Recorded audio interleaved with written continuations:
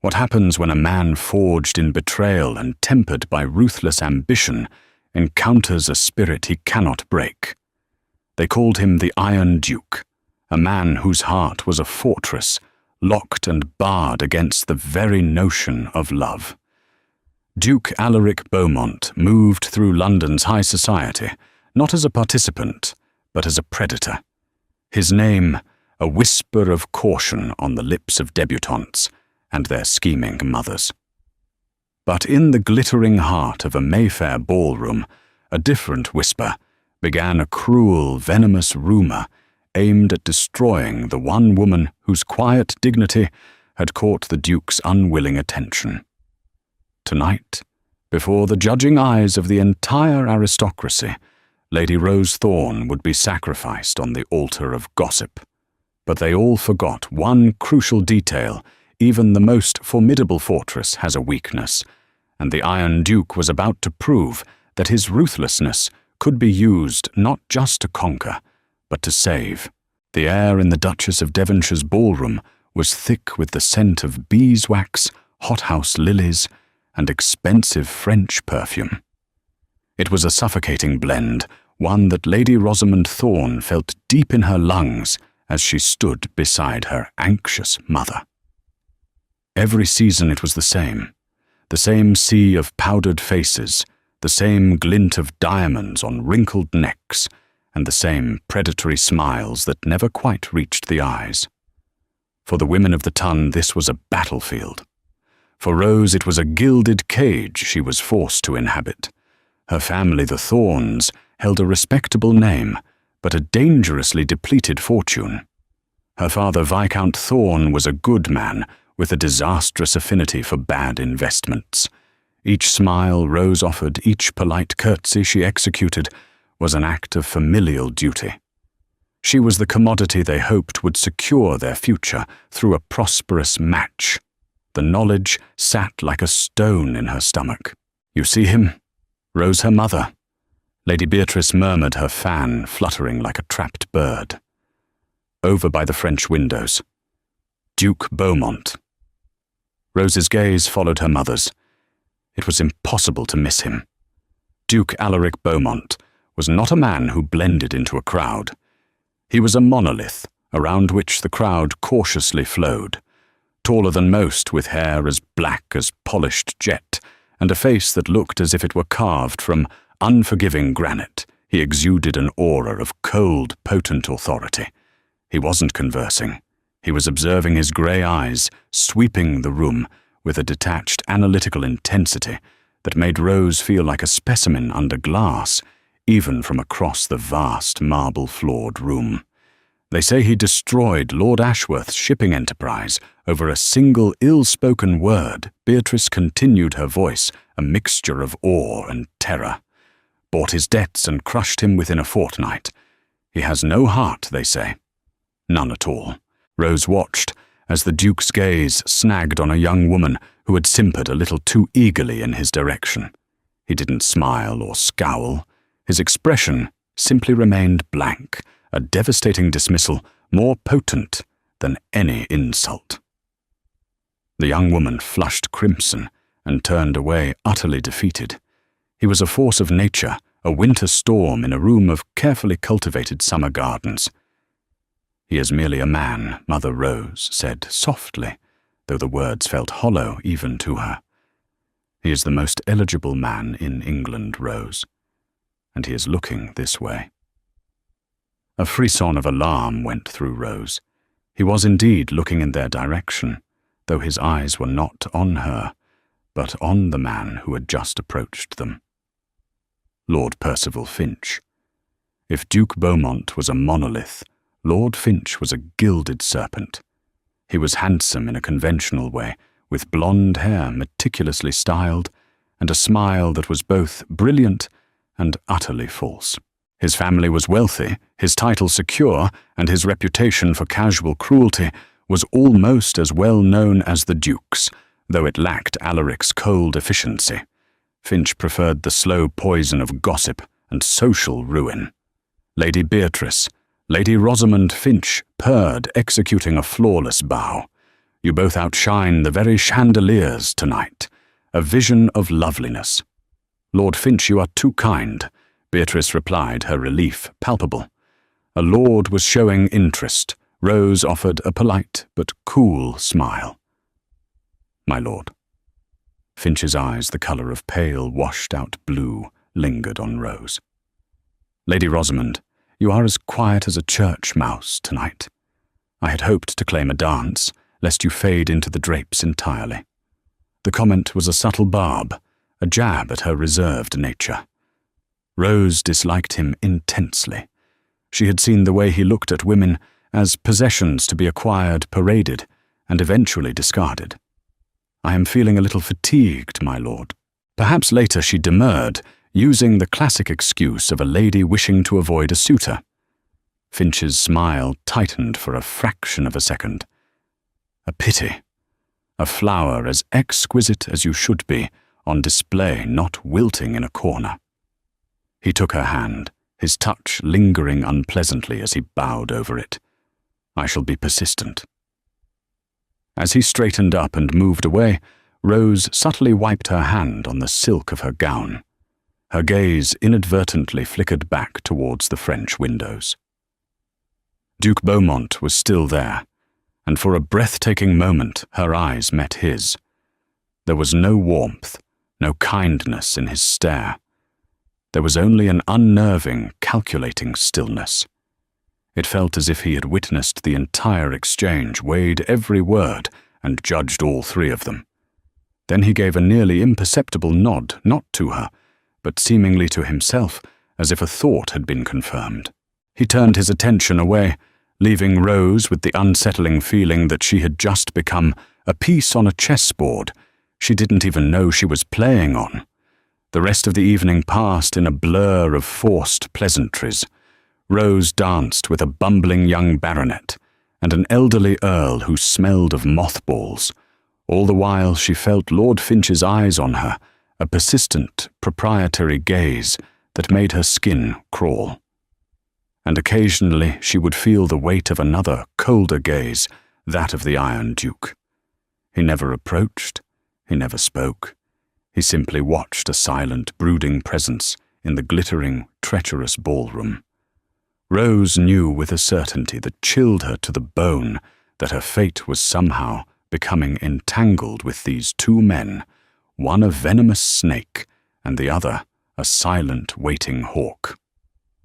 The following weeks saw Lord Finch escalate his campaign. He sent extravagant bouquets of flowers that Rose politely sent to a local hospice. He appeared at her family's modest townhouse on Grosvenor Square with invitations for carriage rides, which she declined with impeccably polite excuses. He was a hunter who enjoyed the chase, and Rose's refusal to be easily cornered only seemed to fuel his determination. Her parents, however, saw things differently. "Rosamond, you must be more accommodating," her father, Lord Thorne exclaimed one afternoon, pacing the worn Aubusson carpet in their drawing-room. The bill for the carpet's repair lay unpaid on his desk. Lord Finch is from an excellent family. His fortune could solve... well, it could solve a great deal. His character is abhorrent. Father Rose stated calmly, her hands busy with her embroidery, the needle a tiny silver weapon against her rising frustration. He speaks of people as if they are horses, to be bought and traded. He finds sport in the misfortune of others. Men of his station can afford to be particular. Her mother offered, weakly wringing her hands. "You are a practical girl, Rose. This is not about love. It is about survival. It is about ensuring your younger brother Arthur can complete his education at Cambridge." The mention of Arthur was a well-aimed blow. Rose loved her bright, studious brother more than anything. The thought of his future being curtailed by their financial ruin was a constant nagging ache. But to chain herself to a man like Finch, the cost felt impossibly high. The next major event of the season was the annual masquerade, hosted by Viscount and Viscountess Langley. It was a night for secrets and intrigue, where masks offered a tantalizing, if temporary, illusion of anonymity. Rose went as Artemis the Huntress, a simple gown of silver silk and a crescent moon mask. It felt fitting. She was, after all, the one being hunted. She managed to avoid Lord Finch for the first hour, losing herself in the swirling kaleidoscope of masked figures. The anonymity was liberating. She could observe without being observed, listen without the pressure of responding. It was during this time that she had her second encounter with Duke Beaumont. She had sought refuge on a stone balcony overlooking the Langleys' immaculate gardens. The cool night air was a relief after the oppressive heat of the ballroom. She was leaning against the balustrade, lost in thought, when a deep voice cut through the silence. Hiding from the lions, little doe, Rose spun around. The Duke of Beaumont stood in the shadows of the doorway, a simple black domino mask, doing little to conceal his formidable presence. He was dressed entirely in black, absorbing the moonlight rather than reflecting it. Her heart hammered against her ribs. "Your Grace," she said, her voice steadier than she felt. "I was merely seeking a moment of peace." "There is no peace to be found during the London season," he stated, his voice devoid of warmth. He stepped out of the shadows, coming to stand a few feet away. Only varying degrees of warfare. He looked out over the garden, his profile stark and severe against the night sky. "Lord Finch seems to have marked you as his prize for the season." It was not a question. It was a statement of fact. Rose stiffened. "I am no one's prize, Your Grace." "No," he said, turning his head to look at her, his grey eyes unnervingly perceptive even through the mask. "You are not, which is precisely why he finds you so intriguing. Men like Finch are not accustomed to being denied. They view it not as a statement of will, but as a challenge to their power." His directness was both startling and strangely refreshing. In a world of insinuation and veiled comments, his words were like cold, hard steel. "Then he will be perpetually challenged," Rose replied, lifting her chin.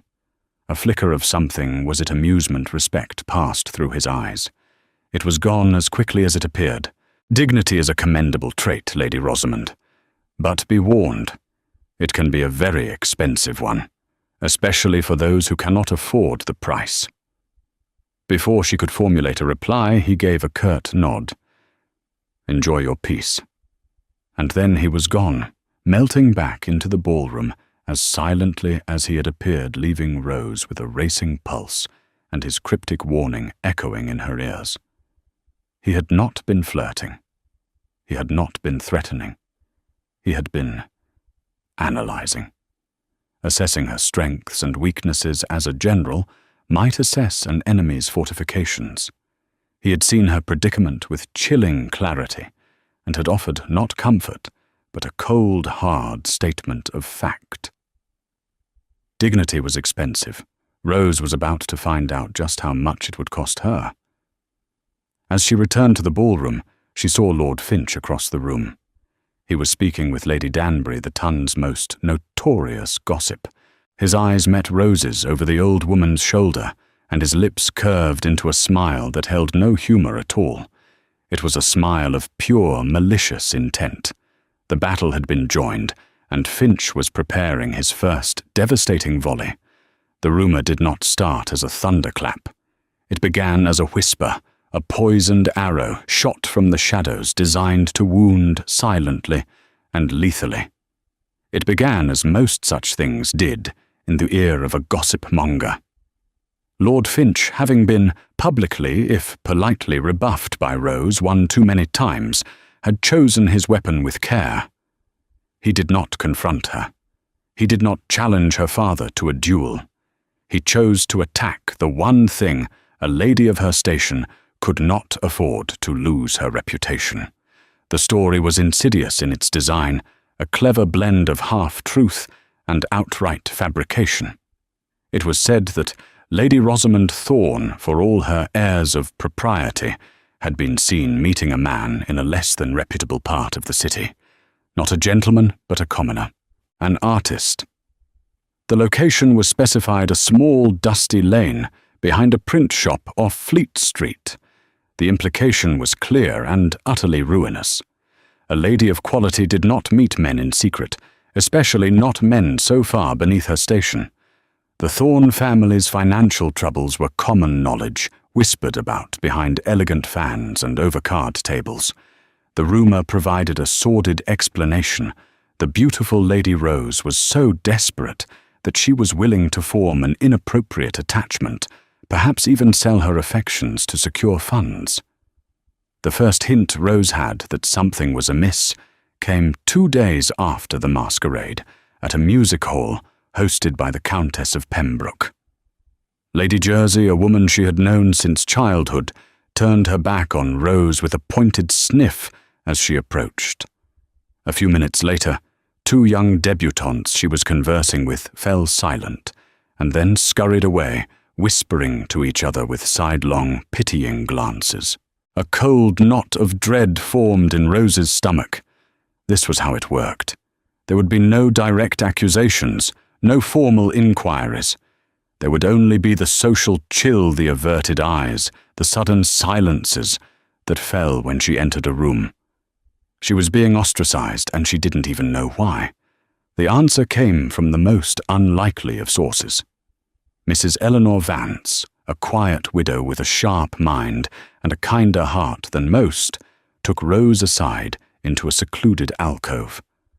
"My dear," a word of caution, Mrs. Vance began, her kind eyes full of worry. "A most unpleasant story is circulating." With gentle reluctance, she relayed the rumour. As Rose listened, the colour drained from her face. It was true. She had been in that lane behind the print shop. She had met a man there. But the context, the truth, was so far from the sordid tale being spun that it was almost laughable were it not so devastating. The man was Mr. Thomas Gable, her former drawing tutor from her childhood. He was a gifted artist, but he had fallen on hard times after his wife's long illness had consumed their savings. He was a proud man, too proud to accept charity. But Rose knew he and his young daughter were on the verge of starvation. So she had done something in secret. Rose herself was a talented painter, a skill she had honed for her own pleasure. She had sold one of her own landscapes, a moody depiction of the Scottish Highlands, from a family holiday years ago, to a dealer. She had told the dealer it was the work of a shy, anonymous artist. She had met with Mr. Gable to give him the money, pretending it was a payment from a patron who admired his early work and wished to commission him, thus preserving his dignity. It had been an act of kindness, of charity, and Lord Finch, who must have had her followed, had twisted it into something ugly and vile. "It is a lie," Rose whispered, her hands clenched at her sides. "The circumstances are not what they seem.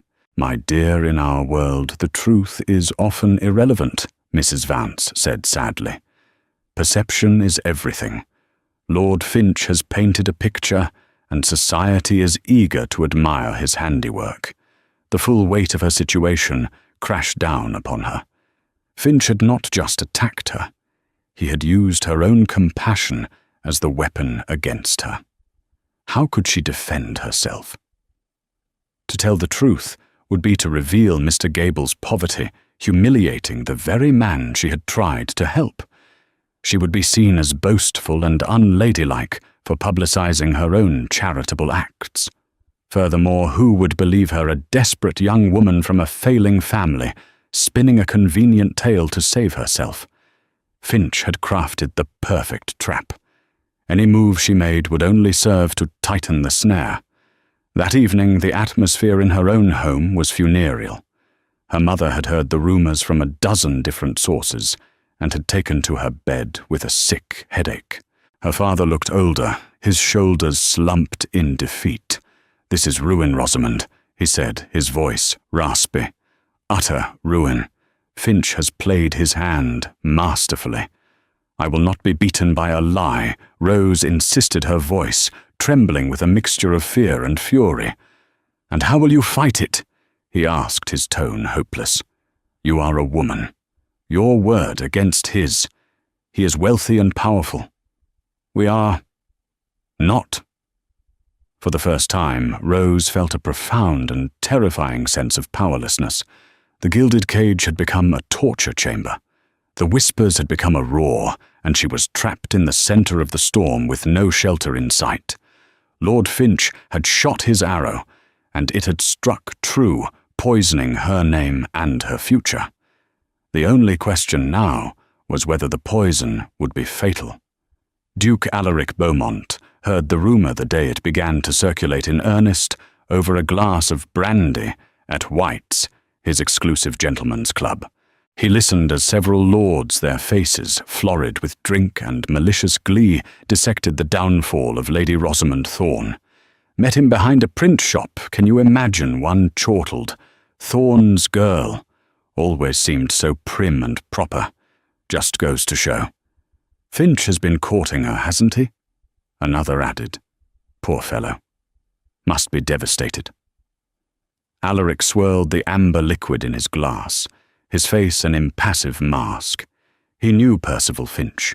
He knew him to be a petty, preening creature who lacked the courage for open conflict, but possessed a genius for back-alley character assassination. This entire affair smelled of Finch's particular brand of cowardice.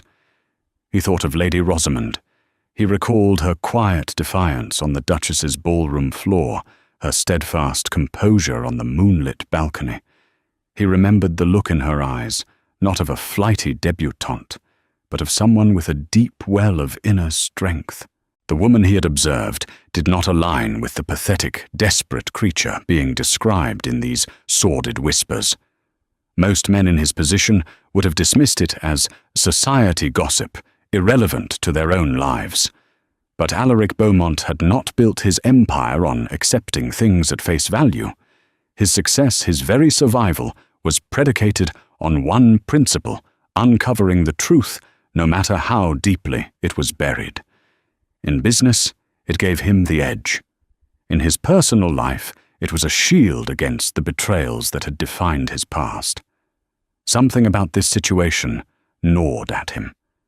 It was the inelegance of it, the sheer brutish cruelty aimed at a woman who had, for some inexplicable reason, captured his notice. He did not care for gossip, but he detested manufactured lies, and this reeked of it. Leaving the club, he did not return to his palatial residence on Park Lane. Instead, he directed his carriage to a far more discreet address in Bloomsbury. He was met at the door by a man of indeterminate age with quiet eyes and the unassuming demeanor of a clerk. This was Mr. Davies, a man who had served Alaric for a decade. Davies was his solicitor, his man of business, and when required, his eyes and ears. Your Grace, Davies said, bowing slightly, as he led the Duke into a study lined with books and maps. Davies Alaric began without preamble, taking a seat. I have a task for you. It is of a delicate nature.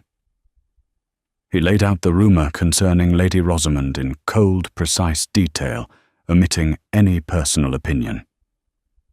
I want to know the truth of it. I want to know about this artist. His name, his circumstances, his history with the Thorne family.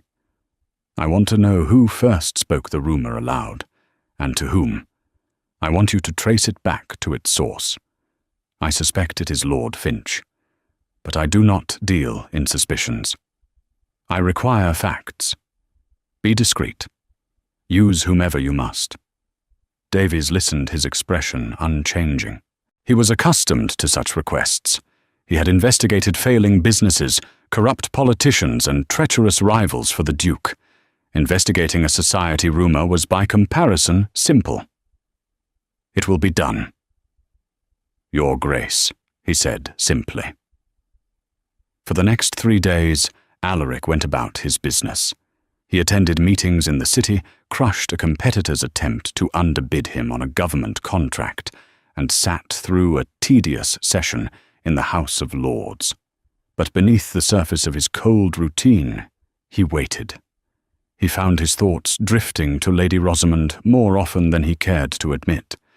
He imagined her isolation, the sting of false pleasantries, and thinly veiled scorn. He felt an unfamiliar stirring in his chest, a low thrum of anger on her behalf. It was an inefficient, illogical emotion, and he despised it. On the evening of the fourth day, Davies appeared at the Duke's residence. He carried a thin leather portfolio. You were correct to be suspicious. Your Grace Davies began laying several documents on the Duke's mahogany desk. The rumour is a complete fabrication, built around a kernel of truth. He proceeded to lay out the story with the dispassionate precision Alaric valued. He spoke of Mr. Thomas Gable, the former tutor, a man of impeccable character. He detailed the illness of Gable's wife and the subsequent poverty. He had a sworn statement from the art dealer on the Strand, a man who confirmed he had purchased a landscape painting from an anonymous seller with the payment directed to be delivered to a third party. The dealer described the young lady who had arranged the sale, a description that perfectly matched Lady Rosamond. Davies had also located Mr. Gable himself. The artist, initially reluctant to speak, had finally confirmed receiving the money. He had been led to believe it was from an old patron, and was horrified to learn that his private hardship had been twisted to ruin the reputation of his kind benefactress. Finally, Davies presented a timeline of the rumour itself. He had traced it back through a half-dozen sources, a chain of whispers leading from a lady's maid to a footman to a baroness, and eventually to Lady Danbury, the gossip columnist, and who had been seen in quiet, lengthy conversation with Lady Danbury at the Langley's masquerade, Lord Percival Finch. Finch has a man in his employ, a valet named Riggs Davies concluded. A man with a fondness for gin and loose talk. For the right price, he was willing to confirm that his master hired a man to follow Lady Rosamond for a week. The man reported her meeting with Gable, and Lord Finch constructed the narrative from there. Alaric stared at the papers, his hands steepled before him. Every instinct had been correct. Finch's malice, Rose's innocence. It was all there in black and white. Cold, hard fact. A slow, icy rage began to build within him. This was not the righteous fury of a hero. It was the cold, calculating anger of a predator who has seen a lesser beast inflict needless cruelty. Finch had not just lied. He had taken an act of profound kindness and twisted it into a weapon of social destruction. He had done it for the pettiest of reasons, wounded pride. The annual Stanhope Ball is tomorrow night, Alaric said, his voice dangerously quiet. Lady Rosamond will likely not attend, but her family may force her hand to show a brave face. It would be social suicide, Your Grace. Davies noted. Precisely, Alaric replied, a flinty spark in his grey eyes. Finch will be there. He will be preening, enjoying his victory. He will expect her to be broken. He will be anticipating her complete humiliation. He stood up and walked to the window, looking out over the gas-lit streets of London. For years he had used his power, his wealth, and his fearsome reputation as a shield and a sword for his own advancement. He had held the world at arm's length, viewing society as a game to be won. But now, for the first time in a very long time, he was going to enter the fray for someone other than himself. Ensure Mr. Gable is available tomorrow evening, Davies the Duke commanded. And the art dealer. I want them waiting in my carriage near Stanhope House. And get a message to the valet Riggs. A simple one. Tell him his master's fortunes are about to change, and his own will depend entirely on his memory of our conversation. Davies nodded, gathering his papers. He knew the Duke well. He recognized the look in his eyes. It was the same look he had before dismantling a rival corporation. It was the look of a general before a decisive battle. The Stanhope Ball would not be a night of dancing and celebration. It was going to be an execution. Stanhope House was the glittering apex of the London season, and its grand ballroom was a theatre of power. 3 enormous crystal chandeliers hung from the frescoed ceiling, their light fracturing into 1,000,000 pieces across the polished floor. The glittering jewels and the merciless eyes of the assembled aristocracy. Tonight, that theatre was set for a tragedy. Lady Rosamond Thorne had not wanted to come. She had begged her parents to let her remain home, to retreat from the prying eyes and venomous whispers. But her father had been insistent. To hide is to admit guilt, he'd argued, his face pale and strained. We must show them we are not bowed. We will arrive, make one turn about the room, and then we may leave. It is a matter of honor. Rose knew it was not honor, but desperation. Still, she had acquiesced.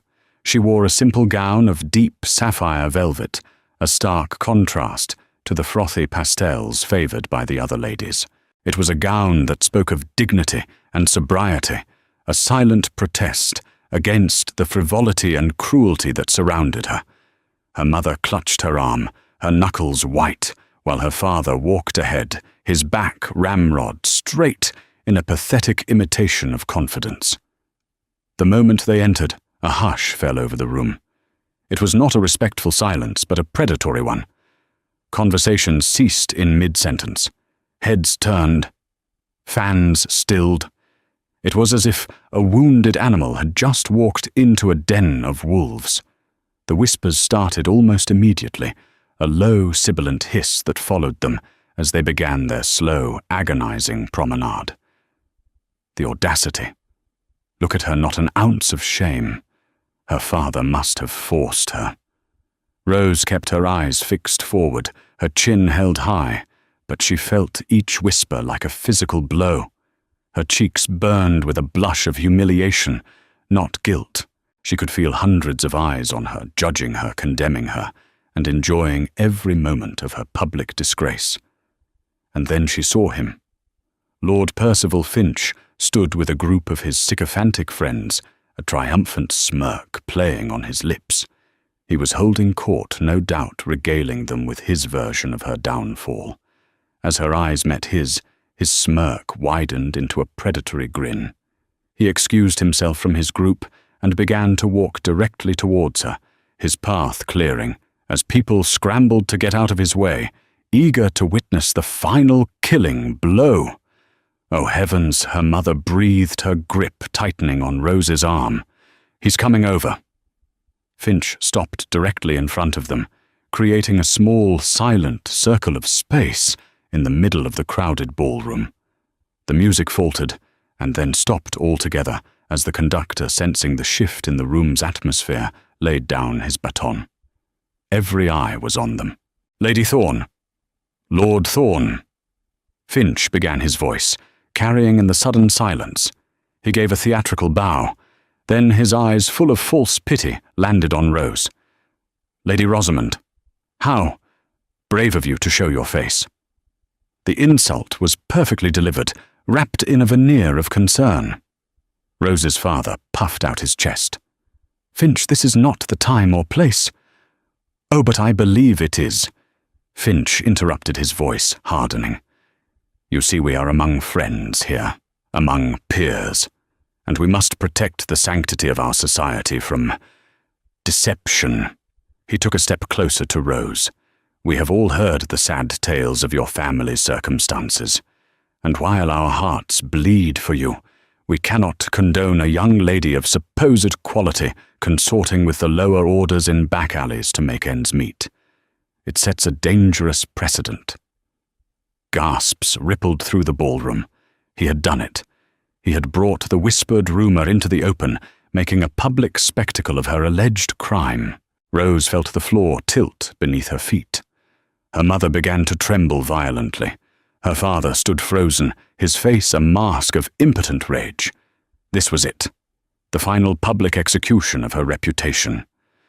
"You, sir, are a liar and a coward," Rose said, her voice low but clear, vibrating with a cold fury she didn't know she possessed. Finch laughed, a short, ugly sound. "A liar, my dear Lady Rosamond. It is you who has been living a lie. The demure, proper lady. Tell me, what other secrets do you keep? What other clandestine meetings have you arranged?" He was goading her, trying to make her hysterical, to make her weep and break before them all. She would not give him the satisfaction. She stood her ground, meeting his cruel gaze without flinching, even as she felt her own world crumbling around her. The silence in the room was absolute, a heavy, suffocating blanket of anticipation. Everyone was waiting for the final act, for her complete and utter collapse. It was into this crushing silence that a new voice spoke, a voice as cold and sharp as breaking ice. "That is quite enough, Finch." The voice came from the edge of the circle. The crowd parted as Duke Alaric Beaumont strode into the center of the floor.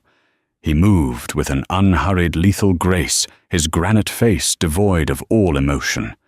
He came to a stop beside Rose, not looking at her but fixing Lord Finch with a gaze of pure, chilling contempt. The Iron Duke had entered the arena.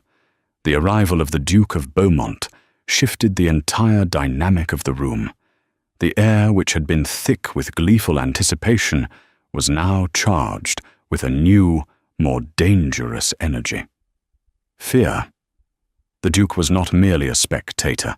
His presence was an intervention, and no one knew what it meant. Finch, momentarily startled, quickly recovered his swagger. "Your Grace," he said with a dismissive sneer, "I did not realize this was your concern. We are merely cleansing the ballroom of a rather unpleasant stain." "My concern," Alaric replied, his voice dangerously soft, yet audible in every corner of the silent hall, "is the truth. A concept with which you seem to have a passing and deeply flawed acquaintance." He took half a step forward, subtly positioning himself between Finch and Rose. It was a small, almost unconscious gesture, but its meaning was unmistakable. He was shielding her. "You have made a public accusation." Finch, the Duke, continued, his grey eyes like chips of flint.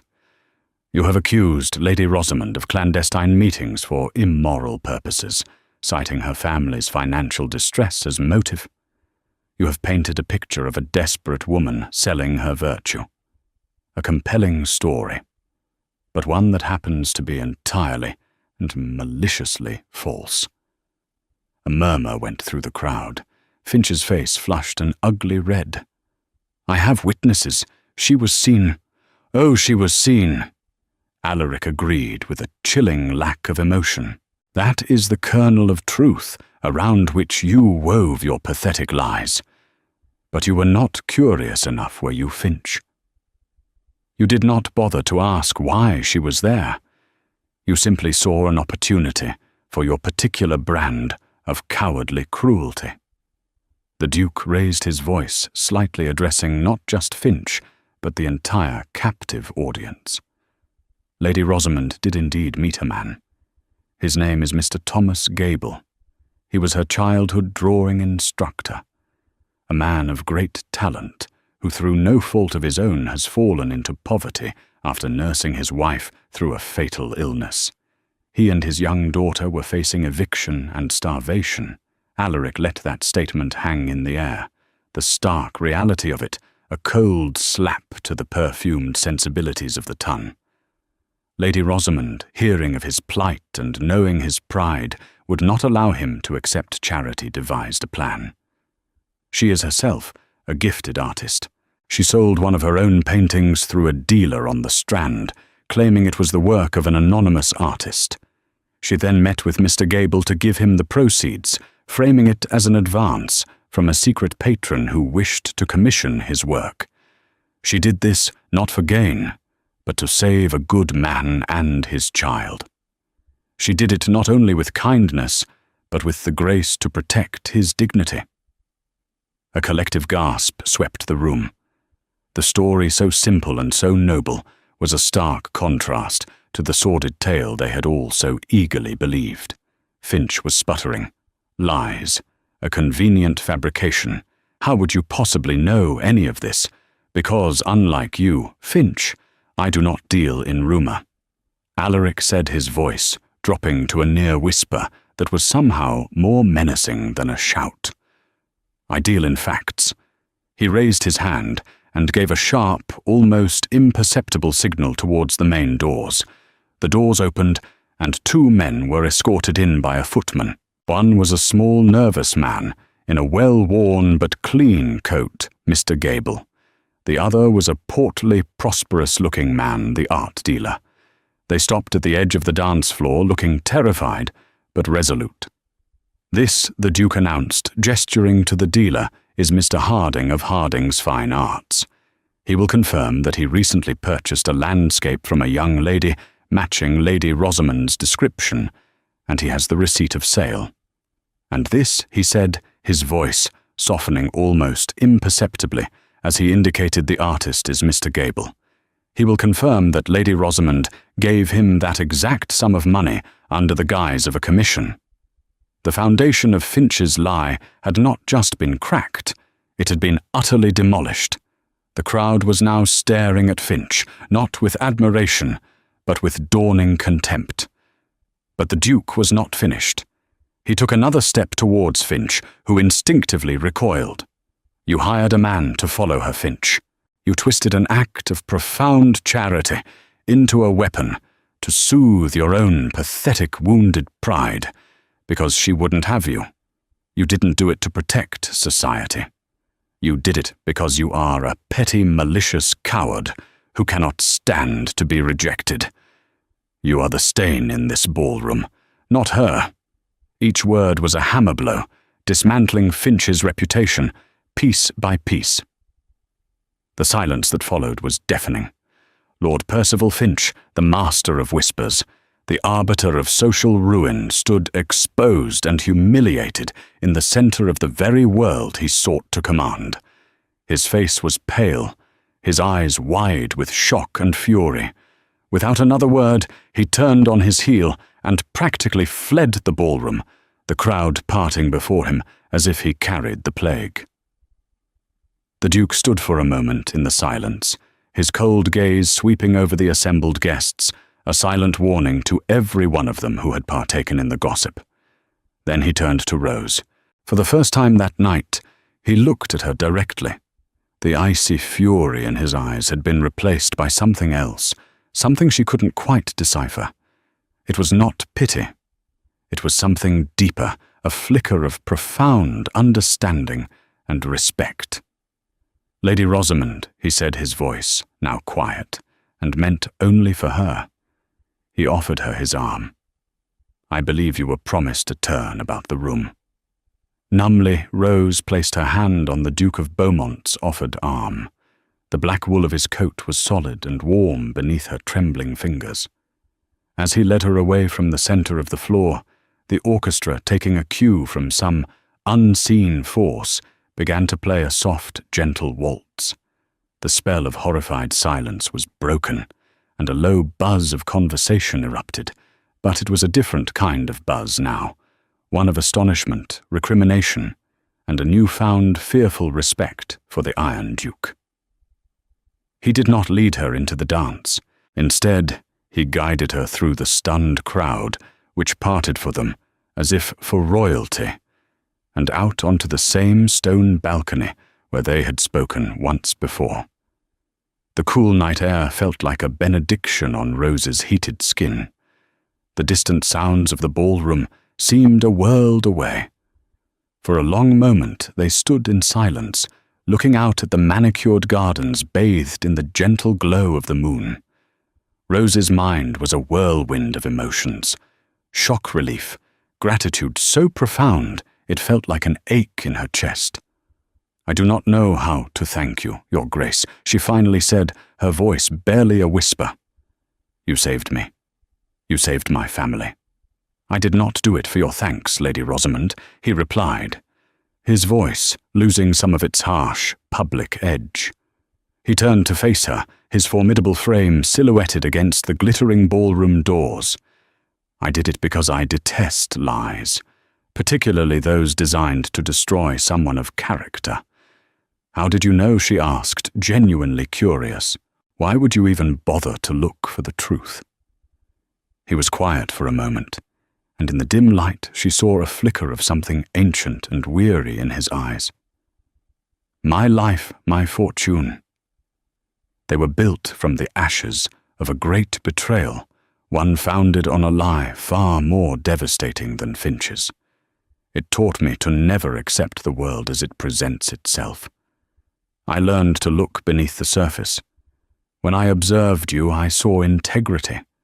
When I heard the rumor, the two did not align. It was a discrepancy I felt compelled to solve. It was the most he had ever revealed of himself, a brief, tantalizing glimpse behind the iron facade. He was not just a ruthless duke. He was a man who had been deeply wounded and had forged his pain into a formidable armor. In that moment, Rose understood him in a way she never expected. He had defended her not as a knight saving a damsel, but as a fellow survivor, recognizing a kindred spirit. "Your ruthlessness," she said softly, a small smile touching her lips for the first time that night. "They all whisper about it. But tonight you used it to defend the truth. It is a tool like any other," he said, his gaze fixed on her face. "It can be used to build or to demolish. Tonight it served a purpose I find satisfactory." The music from the ballroom swelled a melody of hope and new beginnings. The air between them was no longer filled with the tension of society or the threat of ruin, but with a quiet, profound understanding. He had seen the truth of her, and she, in turn, was beginning to see the truth of him. "Alaric," he said, his voice a low murmur. "My name is Alaric, Rose," she replied, her heart giving a hopeful leap. He reached out not to take her hand in a gesture of polite society, but his fingers gently brushed against hers, a touch that sent a jolt of warmth through her. It was a simple, tentative connection, yet it felt more real and more powerful than anything she had ever known. They said the ruthless duke couldn't love. They said his heart was made of stone. But as Rose stood with him under the moonlight, she realized they were wrong. His heart was not made of stone. It was a fortress, yes, but not an impenetrable one. And tonight, by defending her honor, by speaking the truth when the rest of the world was content with a lie, he had just opened the gate. Not just for her, but for himself.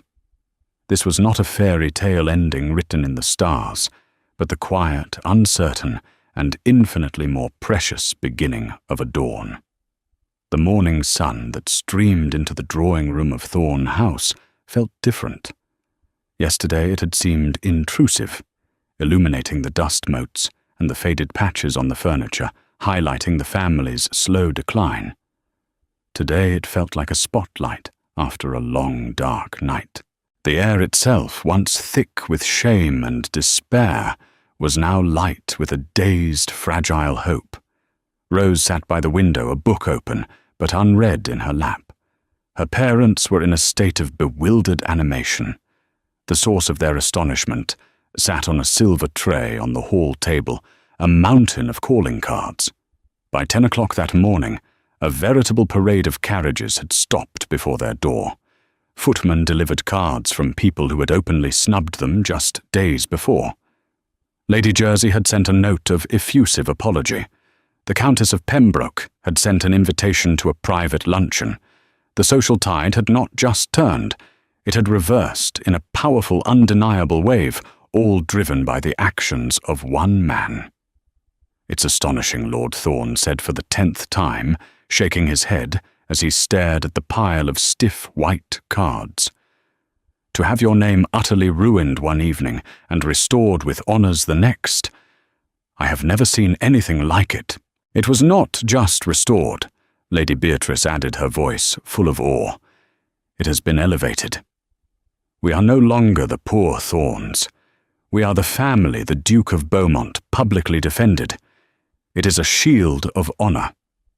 Rose listened to them, her feelings more complex. She was deeply relieved, of course, for her family and for herself. But her thoughts were consumed by the man who had orchestrated this reversal. Alaric. He had stepped out of the shadows of his own reputation, not with a flourish, but with the cold, irrefutable force of truth. He had not asked for anything in return. He had simply acted. The memory of his fingers brushing against hers on the balcony, a moment of quiet connection in the chaotic aftermath, sent a fresh wave of warmth through her. Just before noon, a new carriage stopped outside this one far grander than the others. It was lacquered in gleaming black, bearing a ducal crest on its door. The Thorn family's butler, a man who had seen better days and was rarely flustered, appeared in the drawing-room doorway looking pale. "Your Grace," he announced, his voice trembling slightly. "The Duke of Beaumont is here. He asks if you and Lady Rosamond will receive him." A stunned silence fell over the room. A morning call. From a duke to an unmarried lady. The social implication was a thunderclap.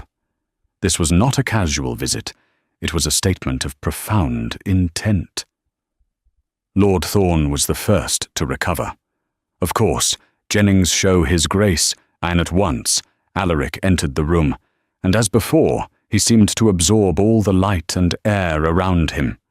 Dressed in a perfectly tailored riding coat of dark grey, he looked every bit the formidable aristocrat.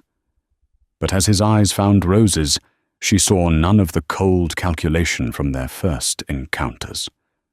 She saw only a steady, unwavering focus. He greeted her parents with formal, impeccable courtesy, his presence commanding a respect that bordered on fear. Then he turned to Rose. "Lady Rosamond," he said, his deep voice calm and direct. "I hope I find you well after the exertions of last night." "I am very well, Your Grace. Thanks to you," she replied, her own voice steady. He gave a slight nod, then addressed her father. "Lord Thorn, I would not normally be so bold, but the circumstances of my acquaintance with your daughter have been anything but conventional. I will therefore be direct. I didn't act last night simply to correct an injustice. I acted because your daughter possesses a strength of character and an integrity I have found to be exceedingly rare. I wish to know her better." He paused, letting his words settle. "With your permission, I would like to begin a formal courtship of Lady Rosamond." Lady Beatrice let out a small, suppressed gasp. Lord Thorn's eyes widened, a look of pure, unadulterated shock on his face. This was beyond their wildest dreams. This was not just a solution to their financial problems. This was a match that would place their daughter and their family at the very pinnacle of society. But Alaric was not looking at them. His gaze was fixed on Rose, waiting for her response, giving her the final say. He was asking for her parents' permission, but it was her consent he was truly seeking.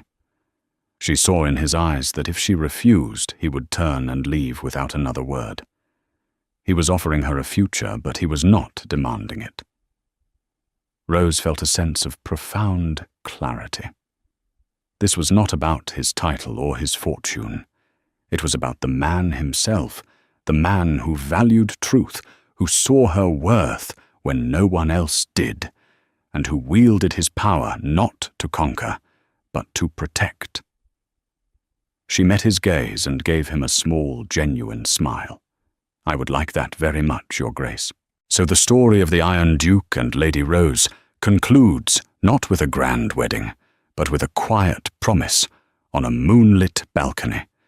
It's a powerful reminder that true strength isn't about building walls around our hearts, but about having the courage to tear them down for what is right.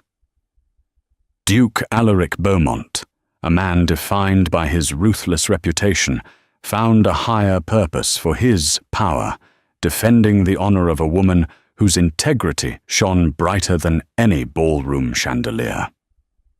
Their journey shows us that love often finds its roots not in grand romantic gestures, but in shared moments of truth and unexpected acts of courage.